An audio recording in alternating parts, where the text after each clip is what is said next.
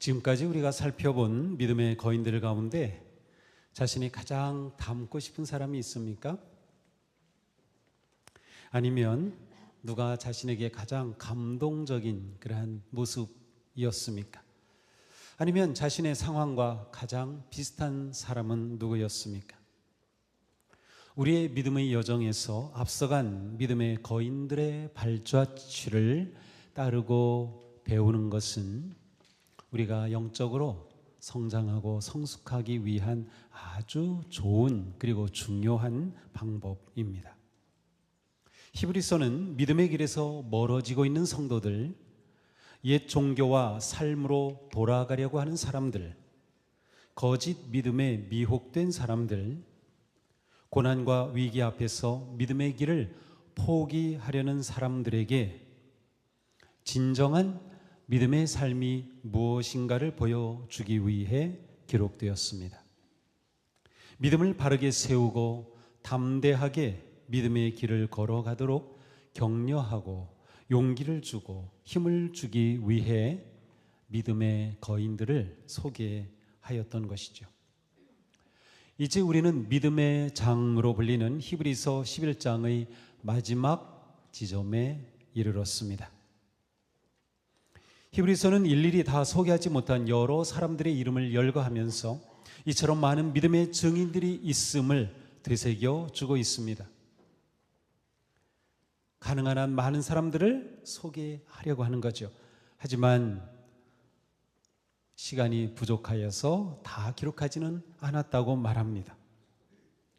오늘 본문에서는 기드온, 바락, 삼손, 입다, 다윗, 사무엘, 그리고 예언자들 또한 무명의 사람들을 소개합니다. 히브리서가 소개하는 이들은 믿음으로 승리한 사람들입니다. 이분들이 보여준 믿음의 승리는 정말 놀랍습니다. 그들은 믿음으로 나라들을 정복하고 정의를 실천하고 약속된 것을 받고 사자의 입을 막고 불의 위력을 꺾고 칼날을 피하고 약한 데서 강해지고 전쟁에서 용맹을 떨치고 외국 군대를 물리쳤습니다. 믿음으로 여자들은 죽었다가 부활한 가족을 다시 맞이하였습니다. 여기서 그들은 앞에 언급한 그런 모든 믿음의 거인들은 물론 미처 이름은 언급하지 못했지만 모든 믿음의 선배들을 의미합니다. 이들은 놀라운 믿음의 승리와 영광을 보여주었습니다. 그들은 나라를 정복하고 정의를 실천하였습니다. 약속된 것을 받았으며 사자의 입을 막았습니다. 불의 위력을 꺾었고 칼날을 피하였습니다. 그들은 약한 데서 오히려 강하여졌으며 용감하게 이방의 군대를 물리쳤습니다. 이들의 공통점은 무엇입니까?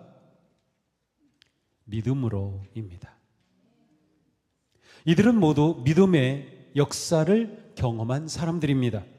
그들은 믿음으로 위기를 이겼고 믿음으로 역경을 극복했고 믿음으로 죽음과 위협과 파멸의 무서운 길을 벗어났습니다. 이들은 믿음으로 영광스럽게 승리하였습니다. 진정한 믿음은 선한 일을 이루어가는 힘입니다. 믿음은 승리의 원천입니다. 히브리서는 믿음으로 승리한 기드온을 먼저 소개합니다. 기드온 당시 이스라엘은 미디안에게 억압을 받은 지 7년 된 때였습니다. 미디안은 아주 악하고 잔인한 그러한 민족이에요. 그래서 그들 앞에 이 이스라엘 백성들은 그 잔인함 앞에 두려워 떨었으며 또한 경제적으로 궁핍 속에서 절망할 때입니다. 이때 하나님은 기드온을 세우셔서 이스라엘을 구원하기로 하셨습니다. 천사가 기드온에게 나타나 말합니다. 힘센 장사야, 주님께서 너와 함께 하신다.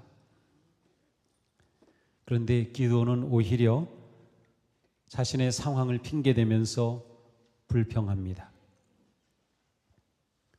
기드온 자신은 아주 소심하고 연약한 사람이었어요. 힘센 장사가 절대로 아닙니다. 하지만 그는 마음속에는 자신의 민족이 미디안에게 넘겨진 것을 분하게 여기는 마음이 있었고요. 그러한 상황 속에서 하나님을 원망하는 마음도 있었습니다. 하나님이 우리를 버리셨기 때문이야 라는 생각이죠. 하지만 기드온은 왜 버리셨는지는 그리 생각하지 않았던 것 같아요. 그들이 우상을 섬기고 하나님께 불순종하였기에 하나님이 그들을 버리셨지만 기드온은 단지 하나님이 우리를 버리셨다는 것만 생각하면서 하나님에 대한 의심이 가득했습니다. 게다가 기드온은 우리 집안은 아주 작은 집안, 별로 볼 것 없는 집안, 게다가 나는 우리 집안에서도 가장 약한 사람이라고 하는 굉장히 큰 피해의식 아니면 굉장히 부정적인 자기 이해를 가지고 있던 사람입니다. 그런데 하나님은 바로 이 기드온을 부르셨어요. 그리고 기드온의 이러한 소극적이고 연약한 모습을 나무라지 않으십니다. 다시 말씀하십니다.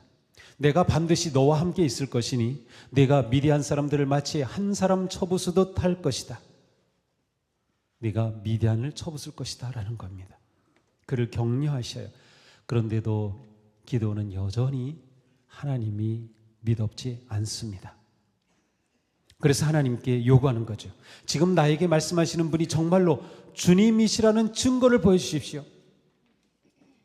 그러면서 기도는 자기가 가지고 온 빵과 고기 덩어리를 바위 위에 놓고 가져온 국을 그 위에 부었습니다. 그런데 그 순간 천사가 지팡이를 대더니 바위에서 불이 나와 이 모든 것을 다 태워버렸습니다.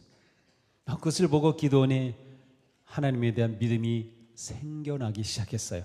정말 하나님이신가 보다 라는 마음이 생겼습니다. 그럼에도 그는 여전히 두려움과 의심에 빠져 있었습니다. 하나님은 기드온에게 다시 말씀하셔요. 너희가 잘못 섬기고 있는 저 바알의 제단들이 있지? 그거 네가 가서 다 때려 부숴.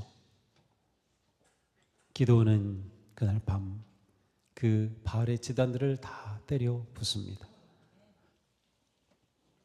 집안에서는 난리가 났죠. 그 마을에서는 난리가 났어요.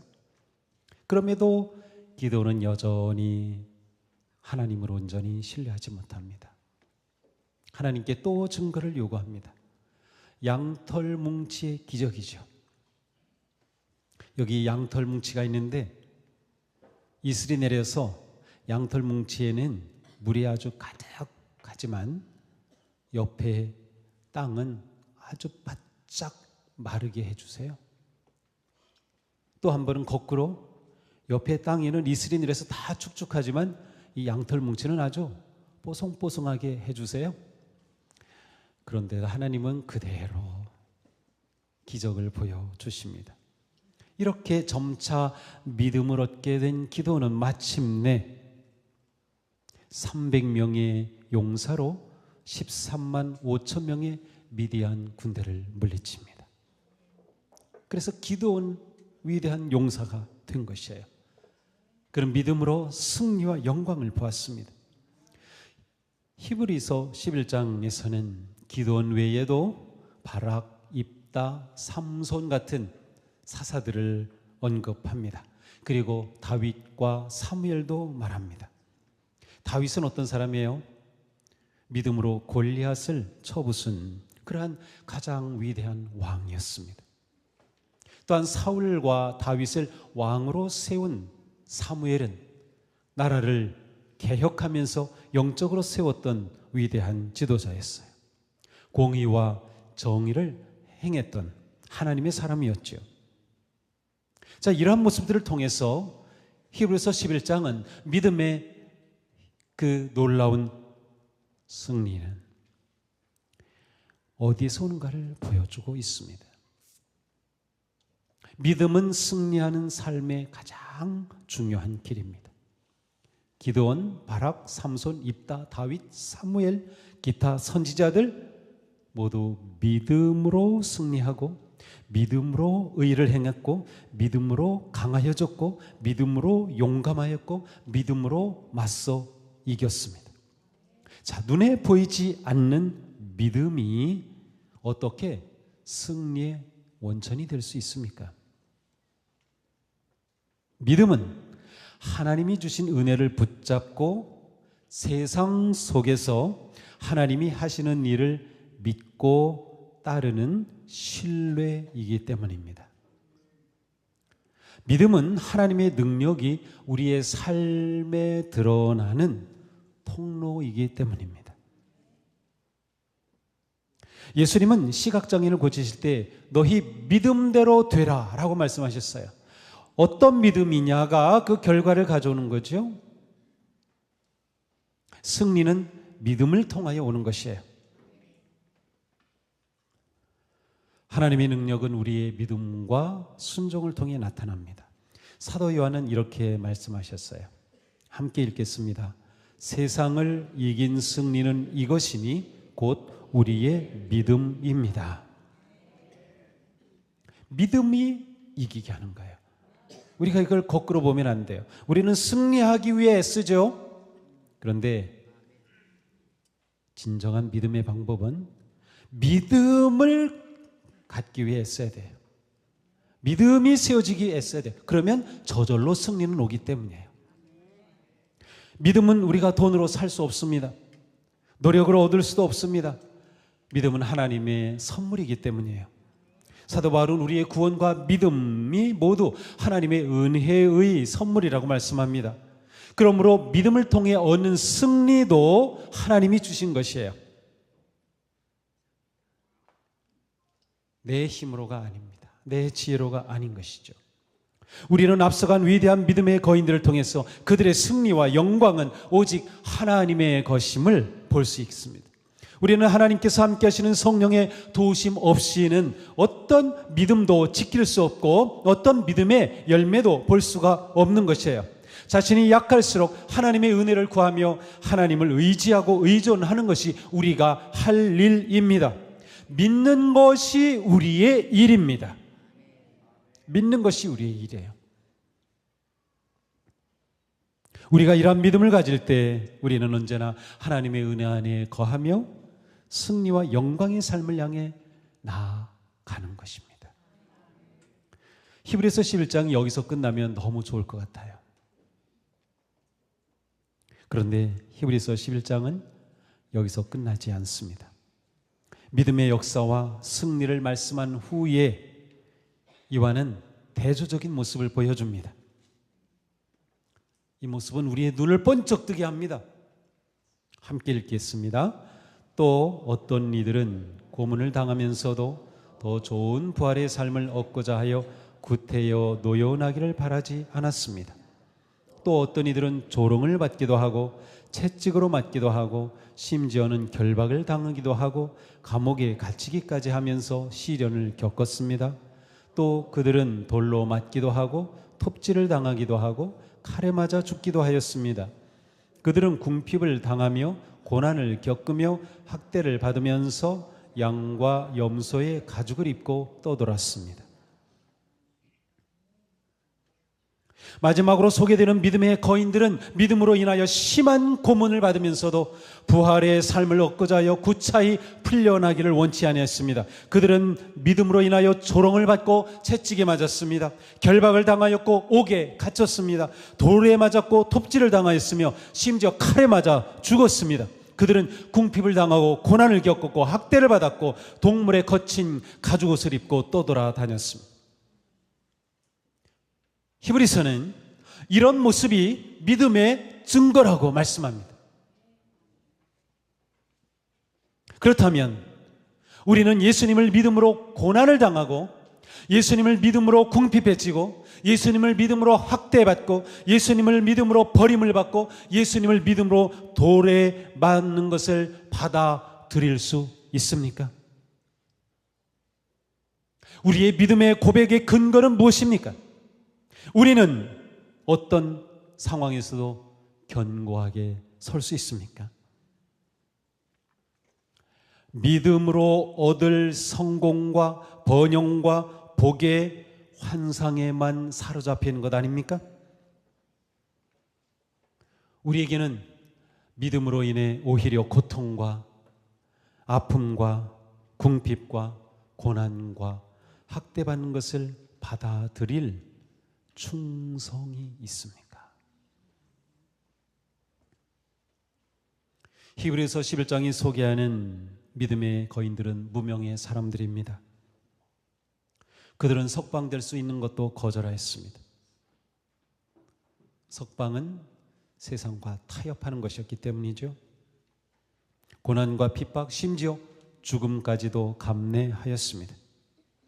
그들은 믿음 때문에 세상에서 유리하고 궁핍과 환난과 학대를 받았습니다. 그렇다면 믿음이란 무엇일까요? 히브리서는 분명하게 보여줍니다. 믿음은 현실적인 보상을 받지 못하더라도 장래의 영광스러운 부활과 약속을 바라보며 현재의 고난을 품고 이기는 영적 충성입니다. 어떤 상황에서도 구원의 주님을 향한 사랑과 충성이 흔들리지 않는 것입니다. 우리가 믿는 이유가 무엇입니까? 우리가 믿는 것은 부자가 되기 위해서도 아니며 성공하기 위해서도 아니며 편안하기 위해서도 아닙니다. 아멘입니까? 우리가 믿는 것은 오직 주님이 우리를 십자가의 은혜로 구원하시고 천국의 소망을 주시며 하나님의 사랑을 부어주셨기 때문입니다. 오직 주님의 사랑, 바로 그 사랑 때문에 우리는 어떤 상황에서도 믿음을 지키며 주님을 사랑하고 충성하는 것입니다. 히브리서가 선포하고 말씀하는 믿음의 본질은 낙관주의가 아닙니다. 승리주의가 아닙니다. 믿기만 하면 무조건 잘 된다는 긍정의 심리학도 아닙니다. 믿음은 하나님의 사랑의 확신과 은혜 안에서 어떤 상황에서도 신실하신 하나님을 신뢰하는 것입니다. 이게 분명해야 돼요. 믿음의 거인들은 하나님의 사랑과 그분의 신실하심을 알고 확신하였기에 눈앞의 현실보다 하나님의 성품을 의지하였습니다. 우리는 하나님의 선하심과 다스리심과 섭리하심을 신뢰합니까? 자신에게 일어나는 일이 좋은 일이든 나쁜 일이든 행복한 일이든 슬픈 일이든 승리든 실패든 어떤 상황에도 하나님의 변함없는 사랑과 하나님의 섭리하심을 확신하며 천국을 소망하고 부활의 영광을 바라보고 있습니까? 우리의 믿음은 변함없는 신실하신 하나님의 사랑에 근거해야 합니다. 그러므로 우리는 믿음으로 현재를 넘어서 하나님의 다스리심과 영원이라고 하는 눈으로 모든 것을 해석하며 당당하게 고난과 실패와 절망과 맞서는 것입니다. 우리는 믿음으로 더 나은 본향을 사모합니다. 지금의 고난은 장차 나타날 영광과 좋게 비교할 수 없기 때문입니다. 우리의 믿음이 진실하다면 사도 바울의 고백이 우리의 고백이 될 것입니다. 로마서 8장에 사도 바울은 말씀합니다. 성경에 기록한 바 우리는 종일 주님을 위하여 죽임을 당합니다. 우리는 도살당할 양과 같이 여김을 받았습니다. 한 것과 같습니다. 그러나 우리는 이 모든 일에서 우리를 사랑하여 주신 그분을 힘입어서 이기고도 남습니다. 나는 확신합니다. 죽음도 삶도 천사들도 권세자들도 현재일도 장래일도 능력도 높음도 기쁨도 그 밖에 어떤 피조물도 우리를 우리 주 예수 그리스도 안에 있는 하나님의 사랑에서 끊을 수 없습니다. 이것이 바울의 믿음이고 이것이 우리의 믿음의 고백이 되어야 되는 것. 이렇게 고백한 바울은 어떻게 되었습니까? 로마에서 도끼에 맞아 참수되었습니다. 바울이 실패했습니까? 바울의 믿음은 헛것이었습니까? 바울의 죽음이 부끄러움입니까? 아닙니다. 그는 고백한 그대로 끝까지 하나님의 사랑을 신뢰하고 그 사랑 안에서 영원히 주님의 품에 안겼던 것입니다. 참된 믿음은 현실의 고난과 위기를 회피하지 않습니다. 영혼을 바라보며 예수 그리스도의 고난에 동참합니다. 다가오는 희생과 고난을 감당합니다. 이것이 믿음의 본질입니다. 예수 그리스도의 이름을 가진 성도는 세상의 거짓되고 악한 풍조 속에서 거절과 외면과 조롱을 받습니다. 이것은 결코 이상한 일이 아닙니다. 베드로는 이렇게 말씀합니다. 사랑하는 여러분, 여러분을 시험하려고 시련의 불길이 여러분 가운데서 일어나더라도 무슨 이상한 일이나 생긴 것처럼 놀라지 마십시오. 그만큼 여러분은 그리스도의 고난에 동참하는 것이니 기뻐하십시오. 예수님은 말씀하셨어요. 할 수 있거든이 무슨 말이냐? 믿는 자에게는 능히 하지 못할 일이 없느니라. 이 할 수 있는 믿음, 능히 하지 못할 일이 없느니라. 우리는 이 믿음을 성공과 명예와 권력과 재물을 얻는 것으로만 받아들이려고 합니다. 그러나 할 수 있는 믿음은 무엇을 할 수 있다는 것입니까? 고난을 받아들이고 역경을 통과하고 수모와 모함을 당하고 궁핍해지고 버림받고 유리하는 것까지도 아멘으로 받아들이고 기꺼이 감수할 수 있는 믿음을 말하는 것이에요. 예수님은 이 말씀을 하신 후에 곧 이어서 예수님은 고난을 받고 죽으실 것을 말씀하셨기 때문입니다. 사랑하는 성도 여러분, 믿음의 절정은 고난과 희생을 감당하는 것입니다.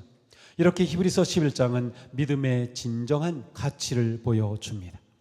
이것이 믿음장의 결론이며 핵심입니다. 참된 믿음은 주를 위하여 고난을 받고 하나님을 기쁘시게 하려고 온유함으로 아픔을 견디며 진리의 말씀을 목숨 걸고 순종하며 주님과 이웃을 사랑하기 위해 자기를 포기하는 것입니다. 바로 이것이 믿음의 최고봉입니다. 세상은 이런 성도들을 감당할 수 없습니다. 세상은 믿음으로 사는 사람들을 받아들일 만한 곳이 아니기 때문입니다. 그런데 우리가 믿음으로 산다고 하면서 세상에 나를 맞추려고 왜 그렇게 했습니까? 어떻게 해서 내가 세상에 끼워 맞춰서 그들처럼 되려고 왜 그렇게 했습니까?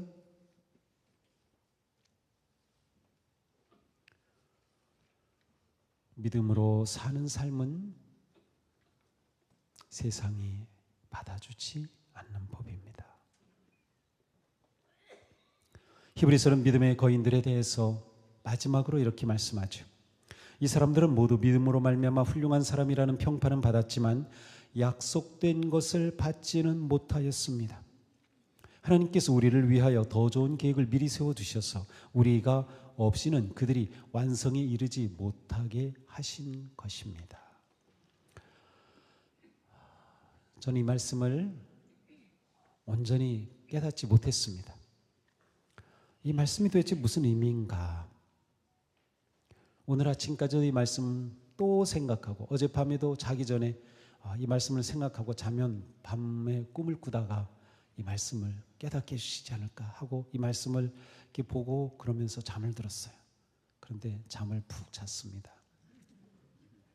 하나님께서 오늘 설교 잘 하라고 푹 잠을 주신 것 같아요.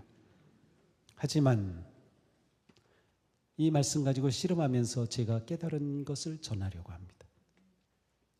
자, 여기 보면 믿음으로 말미암아 훌륭한 사람이라는 평판은 받았는데 약속된 것을 받지 못했다는 거예요. 자, 앞에서는 약속된 것을 받았다고 표현하네요. 근데 여기서는 받지 못했다. 우리가 없이는 그들이 완성에 이르지 못하게 하셨다. 자, 그들은 예수님 오시기 전에 구약의 믿음의 사람들을 말합니다. 우리는 바로 예수 그리스도 이후에 그리스도를 믿고 따르는 성도들입니다. 지금의 우리를 포함해서입니다. 자, 그렇다면 그들이 왜 약속된 것을 받지 못했다고 했을까요? 앞에서는 약속된 것을 받았다고 했는데 여기서는 받지 못했다고 말씀하고 있어요. 이 약속이라고 하는 것은 어쩌면 현실적으로 받는 보상일 수도 있어요. 하지만 이것보다 더 중요한 의미는 아마도 이 약속의 핵심은 메시아 그리스도가 아닐까. 왜냐하면 구약의 모든 약속의 소망은 예수 그리스도 메시아이기 때문이죠. 자, 그들은 믿음으로 그렇게 살았지만 하나님의 메시아의 오심은 보지 못했습니다. 그렇다면 우리는 보통의 은혜를 입은 게 아닙니다. 모세가 그렇게 원했던, 이사야가 그렇게 원했던, 예레미야가 그렇게 원했던, 다윗이 그렇게 바라보았던 예수 그리스도, 그들은 만나지 못했어요. 우리는 만났어요. 바로 그것이에요. 그래서 그들은 약속된 것을 받지는 못하였습니다. 하지만 하나님의 계획은 더 좋은 계획입니다. 그들이 약속을 받지 못했지만, 그러나 그렇다고 그들이 실패한 것이 아니라 오히려 지금의 우리를 통하여 그들을 완성에 이르게 하신다는 겁니다. 자, 구약의 성도들과 신약의 성도들이 만나는 것입니다. 구약과 신약, 과거와 현재 모든 믿는 자들은 하나님의 거룩하고 거대한 구속의 드라마 안에 서로 연결되어 있어요. 하나님께서는 온 인류를 구원하시는 구속의 큰 드라마를 계획하고 그 역사를 이끌고 계시는 거죠. 그리고 그 구속의 드라마를 위해 예수 그리스도 메시아를 보내주셨던 거예요. 이렇게 구약시대의 믿음의 사람들은 지금 우리 그리스도를 믿고 따르는 우리와 함께 연결되어 있어요. 자, 하나님께서 이루시는 이 구속의 거대한 드라마는 지금의 우리를 통하여 완성되어 가고 있습니다. 그러니 우리가 이 믿음의 삶을 통하여 구원의 역사를 이루어갈 때 구약의 그 모든 믿음의 사람들이 우리와 함께 우리를 통하여 완성에 이르게 되는 것이에요. 이것이 하나님이 가지고 계셨던 좋은 계획인 거죠. 여기서 중요한 것은 무엇입니까? 믿음은 혼자만의 싸움이 아닙니다. 역사와 공동체 속에서 계승되고 하나가 되는 거룩한 유산입니다. 그러니까 내가 가지고 있는 오늘의 이 믿음, 바로 아브라함의 믿음과 연결된 것이고요, 야곱의 믿음과 연결되어 있고요, 요셉과 모세와 이사야와 바울과 베드로와 요한과, 그리고 우리보다 앞서 천국에 들어가신 우리의 부모 세대의 그 믿음과 연결되어 있는 거예요. 우리가 이 믿음의 연대성을 생각할 수 있어야 돼요. 자, 우리 앞서간 분들은 무엇을 하고 계실까요? 허다한 증인입니다. 우리가 믿음의 길 달려가는 것을 응원하고 격려하고 있는 허다한 증인인 것이에요. 우리가 믿음의 길을 완주할 때 우리의 그 삶을 통해 우리 앞서간 모든 분들의 믿음이 완성되고 있기 때문이죠. 그렇습니다. 하나님은 우리를 통하여 믿음의 모든 세대가 하나님의 구원의 완성에 이르게 하셨습니다. 그러니 우리도 믿음의 경주를 충성되게 달려야 합니다. 그리고 우리는 다음 세대에게 믿음의 바통을 넘겨주어야 합니다. 믿음을 통해 하나님의 구원의 역사가 완성되는 그날을 보며 영원한 보화를 얻기 위해 힘써야 하는 겁니다. 아벨은 믿음으로 예배하였습니다. 에녹은 믿음으로 하나님과 동행하였습니다. 노아는 믿음으로 가족을 구원하였습니다. 아브라함은 믿음으로 미지의 땅을 향해 나아갔습니다. 사라는 믿음으로 미소를 지었습니다. 이삭은 믿음으로 하나님의 뜻을 받아들였습니다. 야곱은 믿음으로 다음 세대를 축복하였습니다. 요셉은 믿음으로 오랜 고통을 견뎌냈습니다. 모세는 믿음으로 세상의 화려함을 거절하였습니다. 라합은 믿음으로 결단하였습니다. 이제는 우리 차례입니다. 우리는 믿음으로 무엇을 하시겠습니까? 우리는 하나님의 구원 드라마를 완성해 갑니다. 신실하신 하나님은 구원의 역사를 이루어 가십니다. 우리의 주님은 부활과 생명의 주님이셔요. 그러니 우리가 걷는 이 믿음의 길 두려워하지 마십시오. 염려하지 마십시오. 부활의 주님이 우리와 함께 하시기 때문입니다. 살아있는 믿음, 구원하는 믿음, 역사하는 믿음, 포기하지 않는 믿음, 헌신하는 믿음, 거절하며 결단하는 믿음, 고난을 감내하는 믿음으로 승리하는 거룩한 믿음의 세대가 되기를 주님의 이름으로 축복합니다.